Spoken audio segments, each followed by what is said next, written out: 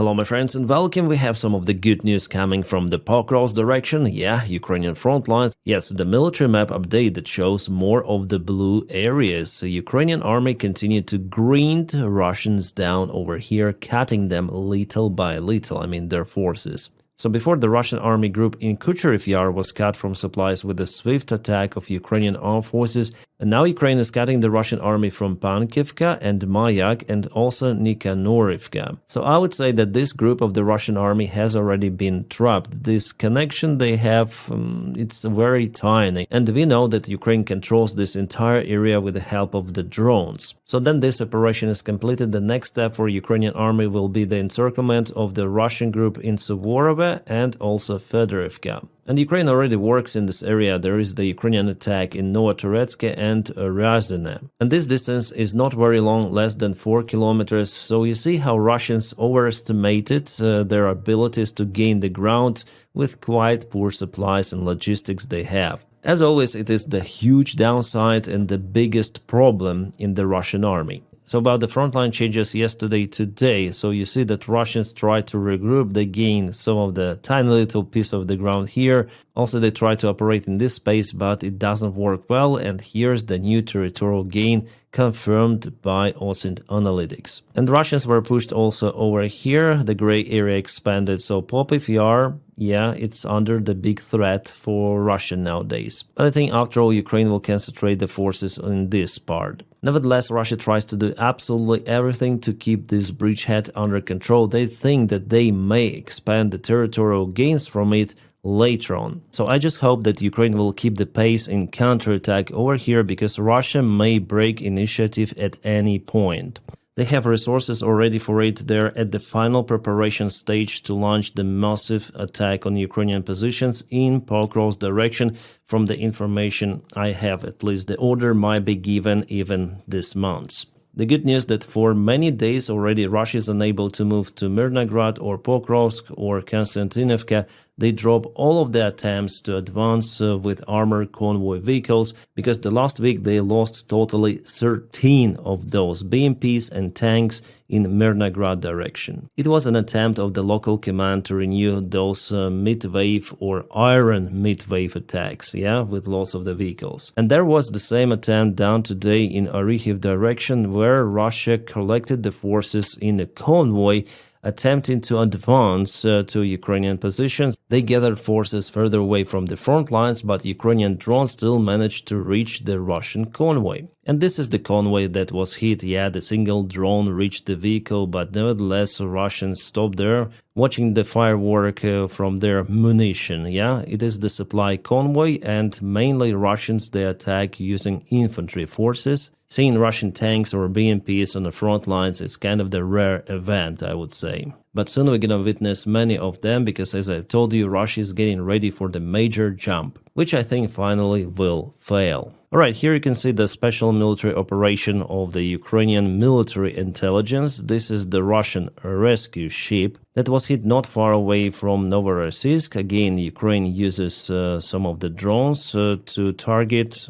radars, I guess, on the top. Well, even though it's the rescue ship, but Russia could have used it for military purposes and for surveillance missions. Drone did its job quite well, but ship was not destroyed or sank down, because those drones, they're relatively small. Nevertheless, captain of the ship was injured or wounded. This is the captain. I already received the information from the Astra channel. His name is Roman Gorshkov. He was evacuated from the ship with the shrapnel wounds to the local hospital. And the ship looks like that. It operates mostly in the Black Sea. In 2024, this ship took part in eliminating fire on one of the oil tankers of the Russian Federation, which was hit also not far away from Novorossiysk. Alright, what we have here are the Russian drones. They place those just on the road, and they wait for Ukrainian vehicles to go through the road, and they fly and they hit the vehicle. But the Ukrainian drone operators saw this trap and decided to get rid of those Russian drones, just kabooming them over here. Boom, and Ukraine uses the similar tactics. I already saw how drones wait for several hours. Russians even use the solar batteries on those drones, so definitely it's the ambushment tactics. Oh, what is this? This is the Kharkiv direction, and Russians again left some of the mines under the bridge. They mined the bridges just in case they need to retreat and not let Ukrainian forces to gain the territories. Yeah, the bridge is completely kaputted. Oh my god. Yeah, actually it happened on the Russian territory. The spot is not that far away from Vovchansk. This is occupied territory of Ukraine, colored in red. Well, it seems like Russia will have some of the issues with supply deliveries in this case. Bad news we have today, guys. Ukraine lost one of the pilots of Sukhoi 27 fighter jet. Well, I don't have lots of the information about the case, but I know that the name of the pilot was Borovik Alexander Mikolaevich. The first name Alexander, he was 30 years old and was piloting Sukhoi 27 somewhere in the southern direction. As you see, Ukraine sometimes loses pilots, airplanes. It happens. It is happening with Soviet-made jets, with Western jets, doesn't matter. Whether his airplane was shut down, whether it was the technical malfunction or pilot error, no specific information is given so far by Ukrainian Air Force Command. But what we know that Ukraine tries to eliminate Russian air defense and radars behind the front lines, especially in the southern direction. Ukraine is very successful. For example, it was the Zoopark system of the Russian army, which was kaputted by Ukraine. Russia absolutely needs that surveillance to spot Ukrainian air targets, including those airplanes. And the less they have those, the better it is for us. Alright, some of the updates on Russian drone attack on Poland, which happened yesterday. Polish officials have decided to close the airspace bordering Ukraine and Belarus. It is roughly 20 kilometers away. Also, Latvia decided to close the part of its airspace. Macron has decided to send 3 of the advanced Rafale fighter jets to Poland. Poland is also looking for extra air defense systems to be delivered to them. And guys, in general, it seems like we need lots of the air defense systems for Poland, for Ukraine, for everyone. It should be #1 priority to produce in the military sector. Right, I'm not good in Polish, but it seems like 40,000 Polish troops could be deployed close to the border of Belarus during the Zapad 2025 military drills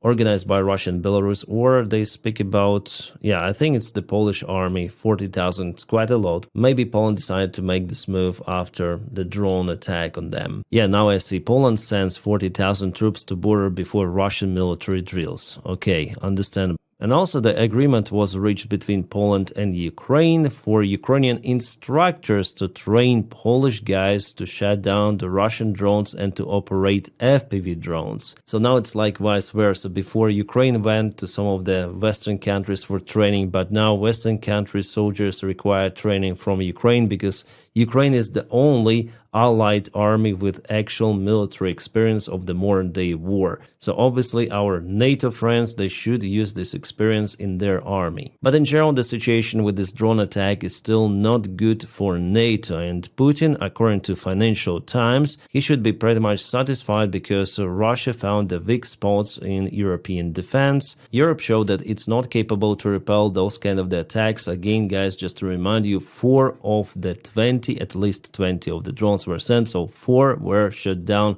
with the help of the multi-nation operation using F-35 aircraft. Yeah, most of the drones just landed on themselves, that's it. By the way, one of the drones landed in the Polish military base very far away from the border. Here Financial Times conclude that Putin might escalate even more because of the weak reaction and because NATO for now is not capable to defend its airspace properly. And you know, some of the drones went to Poland not from Ukraine but from Belarus territory. Despite that fact, Trump called to Lukashenko today and he decided to release or lift off, it's better to say, sanctions from Belarus. As an exchange, Lukashenko promised to release some of the political prisoners, the own citizens of Belarus. By the way, not long time ago, one of those prisoners lost his life in Belarus prison. But still, the move of the White House administration is kind of strange, and in general, I would say their reaction is close to zero. I would say Donald Trump is more interested in internal politics and how to fight Democrats, whom he called far lefties.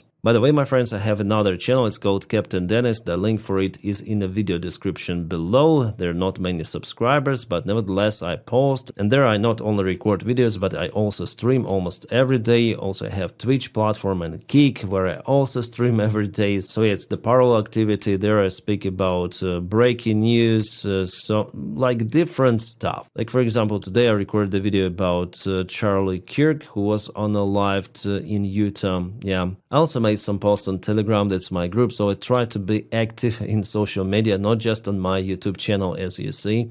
And this particular channel gives me a platform to speak about everything. So join our small, for now small community, but it will grow, I hope. So yeah, just to tell, there are internal issues in the United States, which takes some of the attention of the White House administration nowadays. But still, I think that reaction on events in Poland should have been more vivid, because Trump shows that he doesn't care really. And actually, it was the biggest attack on territory of NATO, I guess, since NATO was created. Yeah, many drones entered European country, Poland, member of NATO. Alright, White House passes defense policy bill with transgender diversity restrictions. What? Well, the good thing that in this defense bill, Ukraine will also obtain its military support of $400 million, something like that. Yeah, Ukraine will not obtain those money, no, it will obtain military equipment, which worth those money. Good step from the House, of course. Individuals like Marjorie Taylor Greene tried to block this initiative, but nothing happened. No,